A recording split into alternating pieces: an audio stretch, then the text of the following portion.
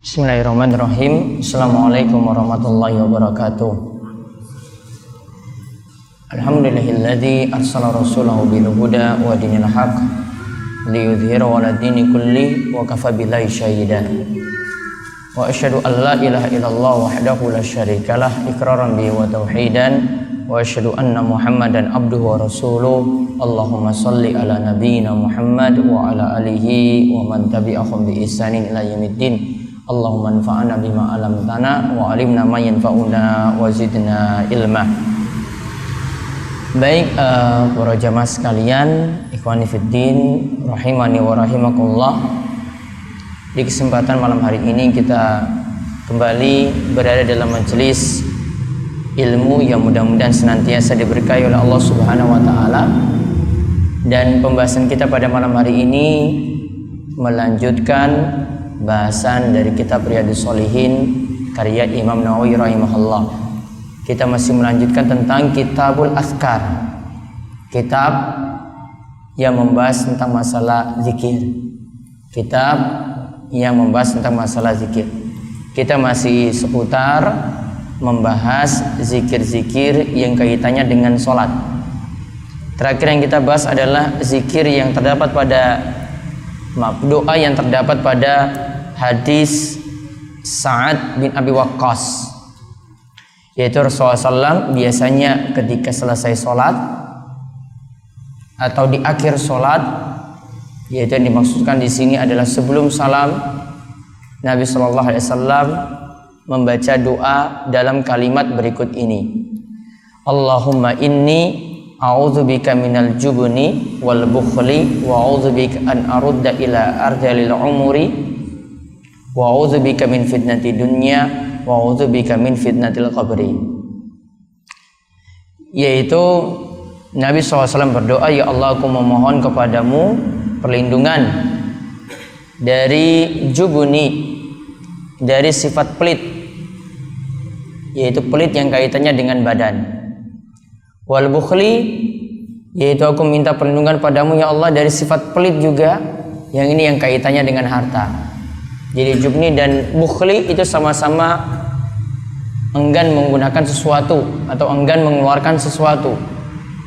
Kalau tadi jubni itu kaitannya dengan badan, kalau bukhli itu kaitannya dengan harta.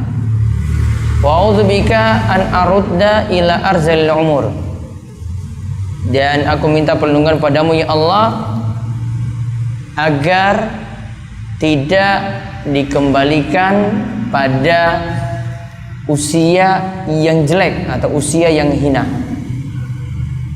Artinya yang kita minta pada Allah supaya di waktu tua itu diberikan kemudahan untuk ibadah, fisik tetap kuat, jasmani tetap kuat, senantiasa diberikan kesehatan dan mudah untuk mendekatkan diri pada Allah Subhanahu wa taala. Kemudian yang ketiga, wa a'udzubika min fitnatid dunya. Ya Allah, aku minta perlindungan kepadamu dari fitnah dunia, dari cobaan-cobaan yang berat di dunia. Kata si Salim bin Id al-Hilali, yang dimaksudkan sini adalah meminta perlindungan dari fitnah Dajjal. Meminta perlindungan dari fitnah Dajjal atau cobaan dari Dajjal.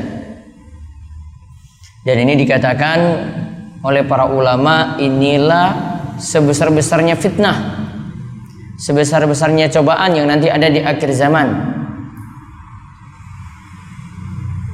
Dan ini sudah diingatkan oleh para nabi sebelumnya. Para nabi sebelumnya juga telah mengingatkan akan fitnah Dajjal ini. Kemudian wa'udzubika min fitnatil qabri, ya Allah, jauhkanlah aku dari siksa kubur. Berarti di dalam kubur itu ada dua hal yang nanti kita akan temui. Yang pertama nikmat kubur, yang kedua itu siksa kubur. Nikmat kubur itu ada, siksa kubur juga ada. Maka nikmat kubur itu benar adanya, siksa kubur juga benar adanya. Orang yang mengingkarinya ini cuma orang-orang yang jahil saja tentang masalah ini. Nah, kesimpulannya tentang masalah nikmat kubur dan siksa kubur itu wajib diyakini oleh setiap muslim. Sebagian golongan atau kelompok dalam Islam ini punya pemahaman yang keliru dalam masalah kubur. Mereka menolak siksa kubur cuma lantaran siksa kubur ini dibicarakan dalam hadis ahad. Cuma karena lantaran siksa kubur ini dibicarakan dalam hadis ahad, sehingga prinsip mereka setiap hadis ahad tidak bisa dijadikan dalil dalam masalah akidah. Hadis ahad tidak bisa dijadikan dalil dalam masalah akidah. Ini pemahaman yang keliru. Yang benar, kita ketika mendapatkan dalil ini membicarakan tentang masalah akidah, walaupun hadisnya itu hadis ahad, lawannya itu mutawatir. Kalau mutawatir diriwayatkan oleh banyak orang, sedangkan kalau hadis ahad segelintir orang saja yang meriwayatkannya, maka riwayatnya datang dari siapapun selama itu riwayatnya itu sahih, maka riwayat itu diterima. Di antara yang menolak pemahaman ini adalah Mu'tazilah. Ya, Mu'tazilah ini yang menolak pemahaman hadis ahad tadi dalam masalah akidah. Mereka punya prinsip tadi, cuma bisa menerima hadis ahad dalam masalah akidah, cuma bisa menerima hadis mutawatir ketika membicarakan masalah akidah. Hadis ahad tidak diterima. Ini pemahaman keliru dalam masalah ini. Nah, itu hadis tadi nomor 1421. Sekarang kita lihat hadis nomor 1422, yaitu dari Mu'adz radhiyallahu anhu. Bahwasanya Rasulullah SAW pernah memegang tangan Mu'adz. Rasulullah SAW pernah memegang tangan Mu'adz, dan ketika itu Rasulullah SAW mengatakan kepada Mu'adz seperti ini, ya Mu'adz, wallahi inni la uhibbuka. Wahai Mu'adz, demi Allah aku benar-benar mencintaimu. Maka Nabi SAW mengatakan ketika itu, usika ya Mu'adz la tada'anna fi duburi kulli sholatin taqul.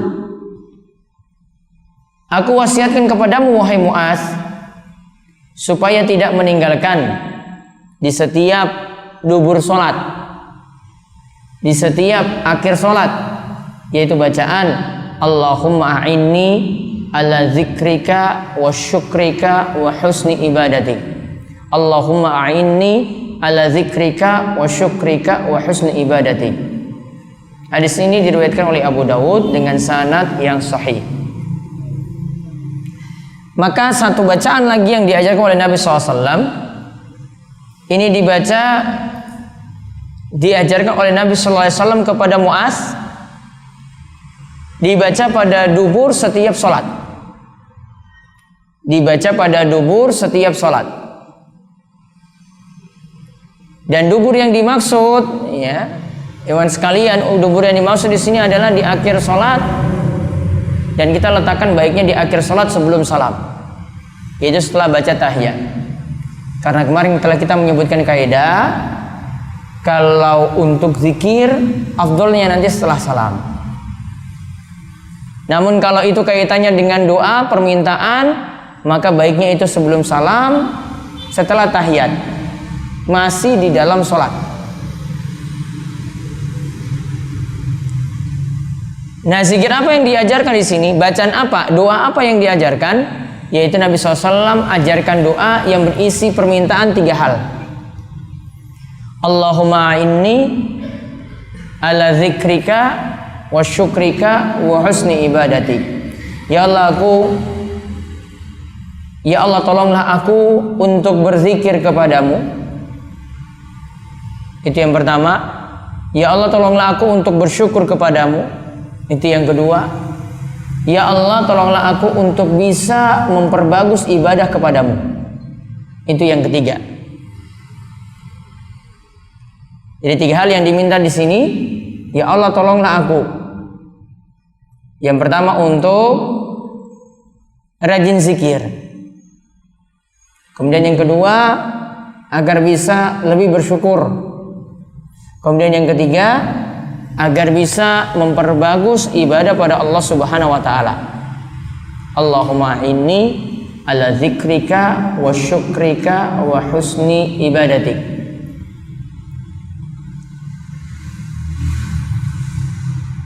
Nah, berarti di sini menunjukkan bahwasannya untuk zikir, untuk bersyukur dan beribadah yang bagus pada Allah Subhanahu wa taala mesti dengan pertolongan Allah. Maka faedah yang berikutnya, kita ingin mudah berzikir, kita ingin mudah untuk bersyukur kepada Allah, kita ingin mudah bagus dalam ibadah agar ditolong dalam ibadah kita, yang minta tolong pada Allah Subhanahu wa taala. Hanya Allah yang memberikan kemudahan dan hanya Allah yang memberikan pertolongan. Maka faedah berikutnya juga diajarkan dalam hadis ini, jangan terlalu pede pada diri sendiri. Jangan terlalu percaya diri dalam hal ibadah. Saya mampu untuk berzikir setiap pagi dan petang misalnya. Saya mampu berzikir untuk setiap ba'da sholat misalnya. Saya mampu untuk banyak tilawah Al-Quran, banyak membaca Al-Quran. Saya bisa sendiri. Doa ini ajarkan, Allahumma inni, ya Allah tolonglah aku. Berarti untuk zikir, untuk syukur dan memperbagus ibadah itu hanya dengan pertolongan Allah. Tidak boleh seorang itu bergantung pada dirinya sendiri. Ya, tidak boleh menyatakan saya mampu melakukannya sendiri. Harus minta tolong pada Allah Subhanahu wa taala, karena Allah yang memberikan kemudahan, Allah yang memberikan pertolongan. Wong kita aja sudah hafal berbagai macam zikir, kadang kita punya rasa malas untuk membacanya. Hafal zikir sebelum tidur, ya pingin langsung untuk tidur saja. Sudah hafal untuk bagaimana masuk kamar mandi, ada adab-adabnya, pingin masuk kamar mandi begitu saja tanpa memperhatikan zikir-zikir yang ada. Syukur juga demikian, memperbagus ibadah juga demikian. Kita sudah kenal berbagai macam ibadah, namun ya karena mungkin rasa malas dari kita dan tidak mendapatkan pertolongan dari Allah Subhanahu wa taala, karena kita tidak minta tolong pada Allah, maka tidak dipermudah untuk melakukan ibadah tadi. Padahal kita sudah tahu keutamaan sholat tepat waktu, kita sudah tahu keutamaan sholat rawatib, kita sudah tahu keutamaan sholat tahajud, sudah tahu keutamaan sholat duha dan berbagai macam ibadah yang lainnya. Namun karena sebab kita merasa percaya diri sendiri, Allah tidak menolong kita dalam hal ini. Maka yang bisa menolong kita untuk berzikir, untuk bersyukur dan mudah dalam ibadah adalah dengan pertolongan Allah Subhanahu wa taala. Kemudian kalau orang membaca doa ini berdasarkan hadis Mu'adz di sini menunjukkan bahwasanya dia akan mendapatkan kecintaan Rasul. Ya, dia akan mendapatkan kecintaan dari Rasulullah sallallahu alaihi wasallam. Dapat cinta. Kenapa demikian? Karena ketika Mu'adz diajarkan oleh Rasulullah SAW mengenai doa ini, Mu'adz dikatakan oleh Rasul, ya Mu'adz, wallahi inni la uhibbuka. Wahai Mu'adz, demi Allah, aku itu benar-benar mencintaimu. Mencintainya bagaimana? Ya, kalau engkau amalkan doa ini, Allahumma inni ala zikrika wa syukrika wa husni ibadati. Kemudian faedah yang berikutnya lagi, boleh menyatakan cinta pada orang lain dengan memakai sumpah. Wallahi. Wallahi itu kalimat sumpah, demi Allah. Untuk menunjukkan kesungguhannya, untuk menunjukkan keseriusannya. Dan di sini menggunakan 3 hal untuk takkid. Untuk penguatan makna di sini digunakan 3 hal. Yang pertama sumpah, wallahi. Yang kedua itu inni, sesungguhnya aku. Yang ketiga la uhibbuka. Pakai huruf lam di sini. Jadi dengan sumpah di depan, kemudian dengan kata inni, sesungguhnya, kemudian dengan huruf lam. Ya, huruf lam di sini menunjukkan lamut ta'kid untuk penguatan makna. Jadi kalau kita artikan dalam bahasa kita, kata sungguh dalam kalimat ini itu ada 3. Jadi sungguh yang diucapkan oleh Nabi SAW ini diulang 3 kali. Memang dalam bahasa Arab seperti itu untuk menguatkan makna. Contoh misalnya dalam surat Al-Asr sudah digunakan sumpah di awal, wal asr, satu penguatan makna. Jadi kalau kita terjemahkan dalam bahasa kita sama seperti artinya sungguh. Innal insana, ya, inna yang kedua, innal insana lafi. La di situ ini juga lamut ta'kid. Untuk penguatan makna lagi. Jadi penguatan maknanya ada 3. Jadi untuk membuktikan manusia benar-benar dalam keadaan merugi, Allah itu tegaskan dengan tiga kata di situ. Dengan menggunakan sumpah di depan, dengan menggunakan inna setelah itu, kemudian dengan menggunakan la. Jadi penguatan maknanya itu ada 3 di sini. Nah, itu tentang hadis 1422. Sekarang hadis 1423. Ini tentang meminta perlindungan pada 4 hal setelah kita membaca tahiyat, yaitu hadisnya dari Abu Hurairah radhiyallahu anhu, bahwasanya Rasulullah Shallallahu alaihi wasallam itu bersabda, "Idza tasyahhada ahadukum," jika salah seorang di antara kalian itu membaca tasyahud, "Falyasta'iz billah," maka mintalah perlindungan kepada Allah, min arba, dari 4 perkara. Yaqul, maka bacalah doa berikut ini, Allahumma inni a'udzubika min azabi jahannam wa min azabil qabri wa min fitnatil mahya wal mamat wa min syarri fitnatil masihid dajjal. Yaitu kalau engkau membaca tasawuf, mintalah perlindungan dari 4 hal ini. Yaitu doanya yang pertama, Allahumma inni a'udzubika min azabi jahannam. Ya Allah, aku minta perlindungan kepadamu dari siksa jahannam. Kemudian yang kedua, wa min azabil qabri. Ya Allah, aku minta perlindungan kepadamu dari siksa kubur. Kemudian yang ketiga, wa min fitnatil mahya wal mamat. Ya Allah, aku minta perlindungan kepadamu dari fitnah hidup dan mati. Dia akan saya terangkan.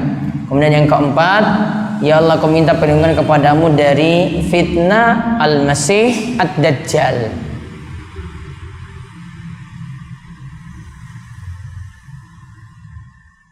Nah, dikatakan oleh Syekh Salim, kata beliau wajib.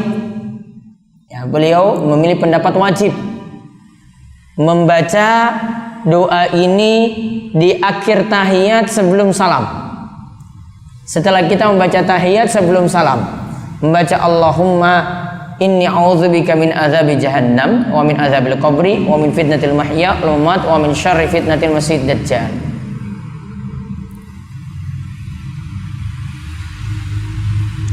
Kemudian faedah dari hadis ini lagi, kita diajarkan dalam hadis ini untuk meminta perlindungan dari neraka, dan 4 hal yang disebutkan di sini.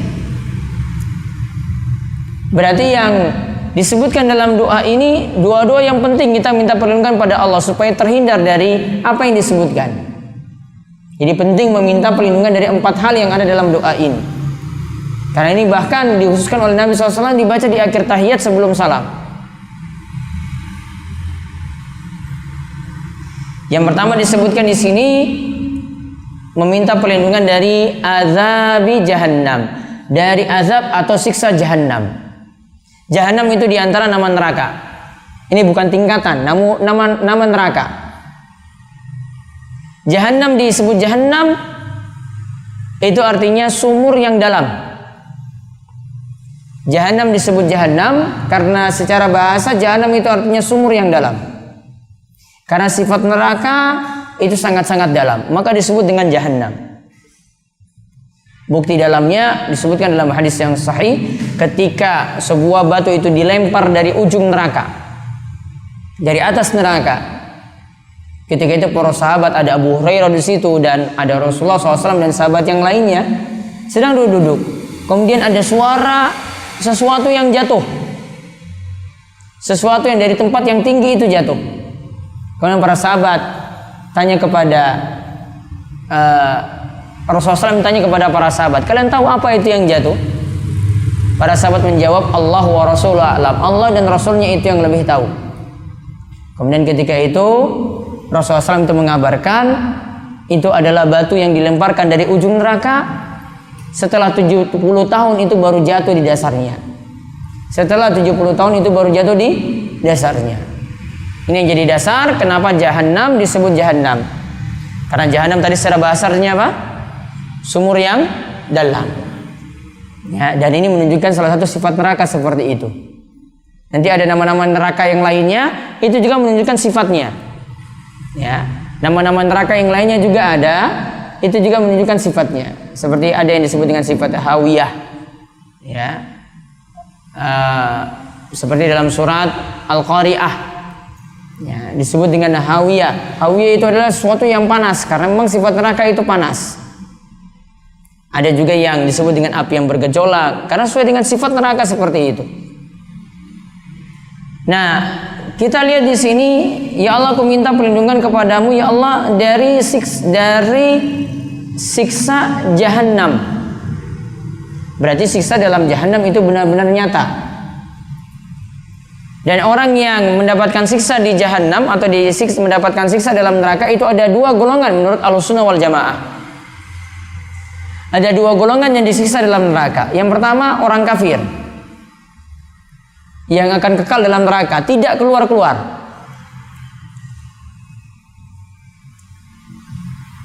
Ibarat yang disebutkan dalam surat Al-A'raf ayat 40, orang yang keluar dari neraka bagi orang kafir itu diibaratkan seperti unta masuk dalam lubang jarum, alias mustahil. Orang kafir tidak akan keluar dari neraka selamanya. Siksa mereka akan abadi dalam neraka. Sedangkan golongan kedua yang masuk neraka adalah orang yang beriman, yang masuk neraka sementara waktu, dan nantinya akan keluar dari neraka selama masih punya iman. Selama masih punya iman.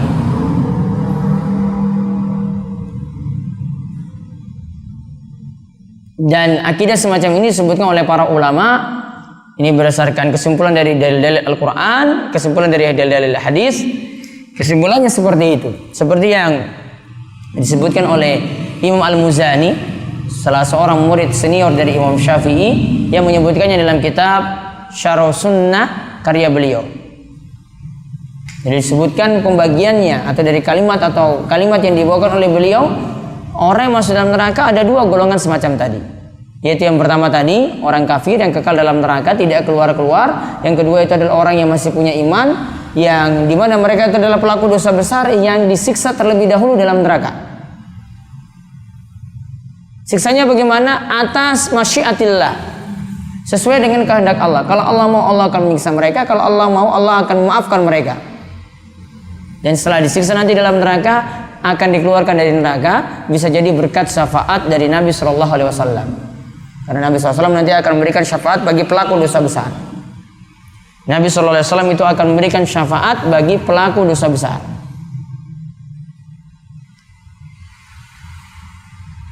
Nah, kemudian yang kedua di sini yang diminta perlindungan, wa min adzabil qabri. Ya Allah, aku minta perlindungan kepadamu dari siksa kubur. Berarti di kubur tadi sebagaimana di hadis Sa'ad bin Abi Waqqas sebelumnya menunjukkan bahwasanya siksa kubur benar adanya, karena kita minta perlindungan dari siksa kubur. Berarti ada sebab-sebab yang membuat orang itu dapat siksa kubur, ada sebab-sebab juga yang membuat orang itu dapat nikmat kubur.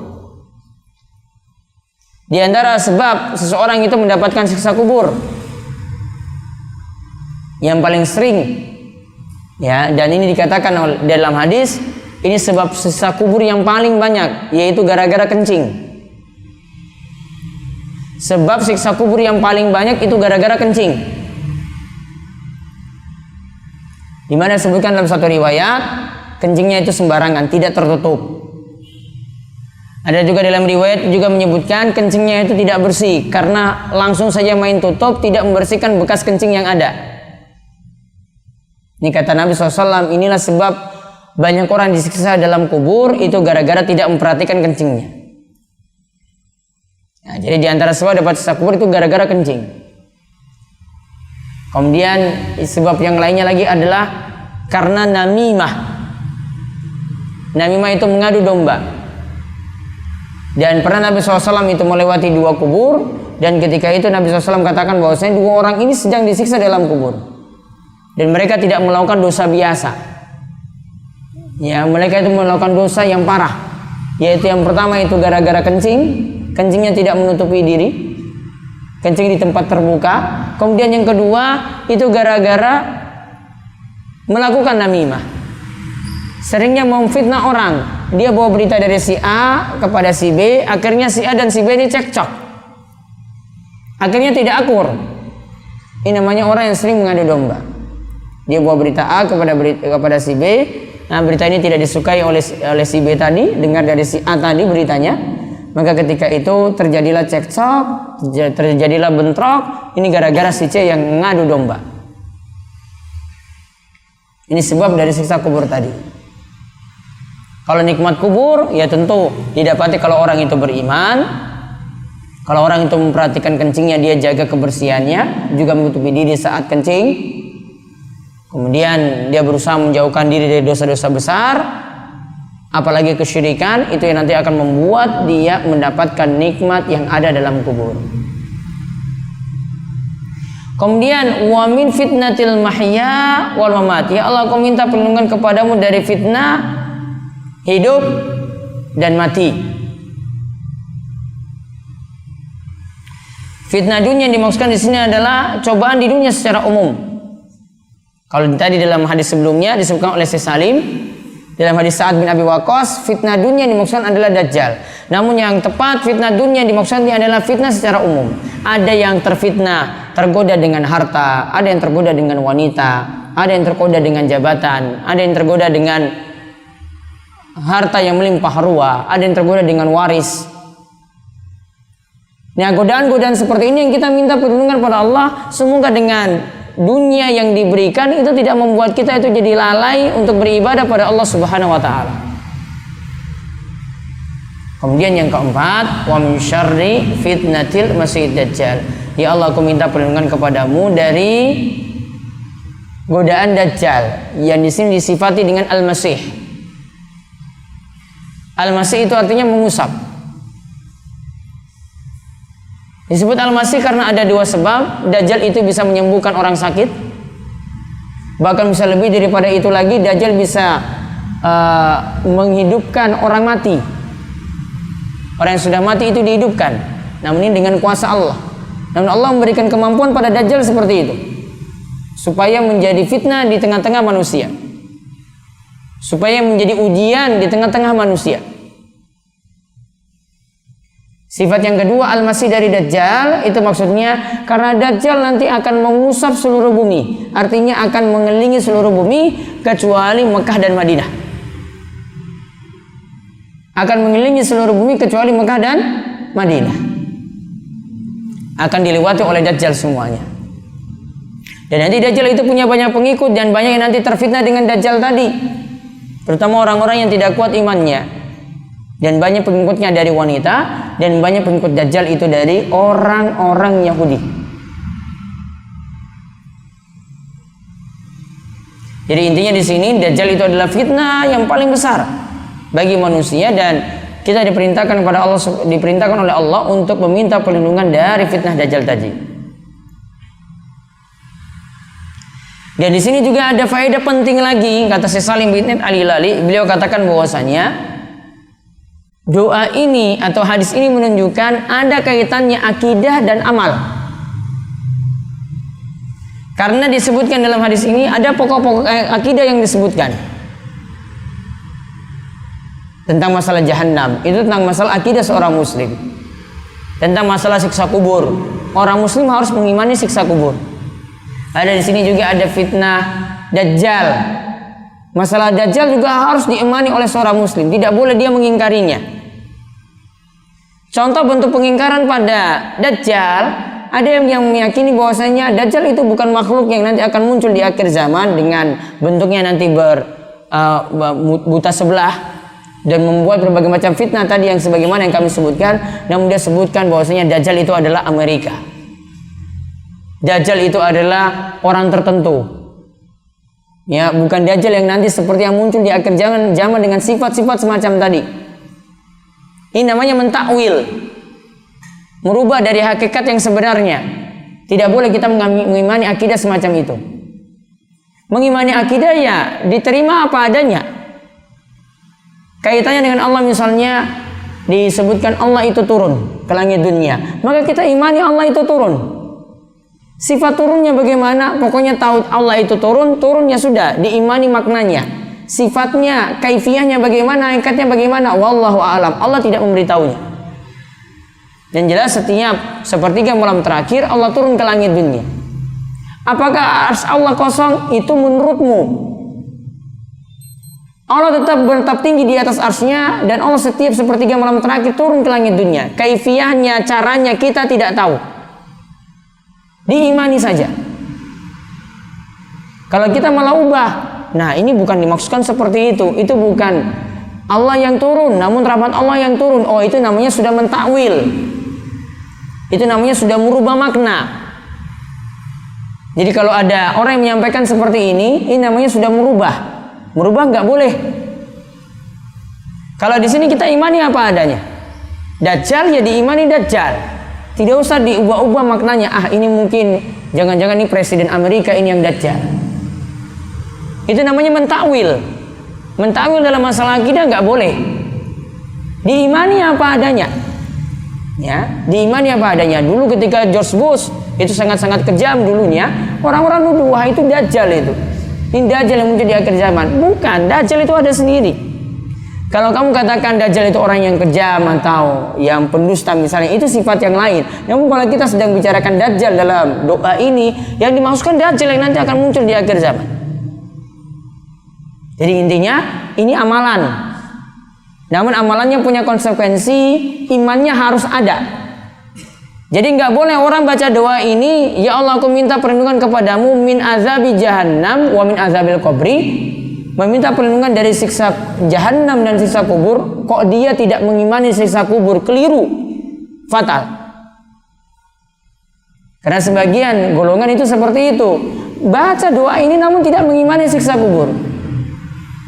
Baca doa ini amalan, namun siksa kubur dia ingkari. Ini sudah keliru, fatal dalam masalah akidah. Ya, akidah seperti ini harus diimani, diamalkan, namun harus diimani pula. Nggak boleh cuma amalkan, namun tidak ada iman. Ah, saya cuma mau amalkan saja, saya tidak yakini siksa kubur, karena siksa kubur dari hadis ahad, keliru fatal. Ini sudah keliru dalam masalah akidah. Jadi di sini diajarkan penting, akidah itu ada kaitannya dengan amalan. Antum itu amalkan sesuatu, mesti akidahnya juga benar. Nggak boleh cuma sekedar amalan lantas tidak imani. Ya, cuma beramal lantas tidak iman, tidak boleh.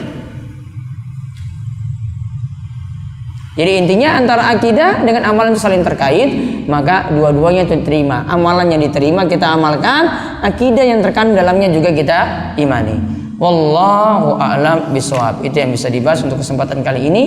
Mudah-mudahan bermanfaat, dan insyaallah kita akan lanjut lagi pada kesempatan berikutnya biiznillah. Ada pertanyaan? Apakah kalau sisa kubur sampai hari kiamat atau sesuai dengan dosa orang yang meninggal? Nanti tergantung sisa kubur tadi dilihat dari keadaan orang masing-masing. Kalau orang kafir disisa sampai hari kiamat. Kalau orang beriman, wallahu alam, ada siksanya, namun nanti dengan siksa dalam waktu tertentu, tidak sampai hari kiamat sebagaimana orang kafir. Yang jelas itu ada kubur itu disempitkan, kubur nanti ada dilapangkan. Ini bagian dari nikmat dan bagian dari siksa kubur.